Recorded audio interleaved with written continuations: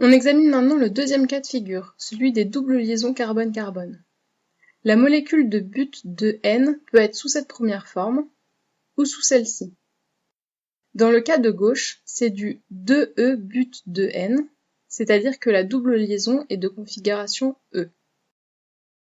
Dans le cas de droite, c'est du 2Z but de N, c'est-à-dire que la double liaison est de configuration Z. Expliquons maintenant comment on détermine ces configurations pour donner cette information stéréochimique. Prenons pour commencer l'exemple de la molécule de gauche. On regarde chaque atome de carbone de la double liaison carbone-carbone indépendamment, et on classe les deux substituants qu'il porte. Ici, l'atome de carbone vert porte un hydrogène et un carbone. Le carbone est prioritaire devant l'hydrogène, donc le carbone porte le numéro 1 et l'hydrogène porte le numéro 2. On fait le même travail avec le carbone bleu.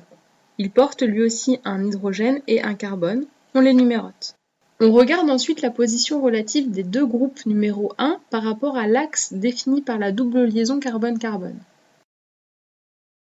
On trace donc une ligne qui prolonge la double liaison, et on voit que les deux numéros 1 sont de part et d'autre de cette ligne. C'est ce qu'on appelle une configuration E. La lettre E a été choisie pour le mot entgegen en allemand, qui veut dire contraire ou opposé. On peut faire le même travail avec la molécule de droite.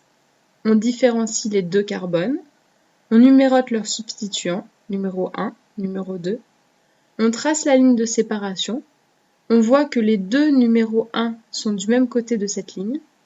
La configuration est alors Z. Z a été choisi pour le mot zusammen en allemand, qui veut dire ensemble. Pour s'en rappeler, on peut dire que les deux numéros 1 sont ensemble, avec un Z, du même côté de la double liaison. Un dernier exemple sur cette molécule de 2-chloro-but de N. On différencie les carbones et on numérote les substituants. Sur le carbone vert, le groupe CH3 est numéro 1. Sur le carbone bleu, le groupe chlore est numéro 1.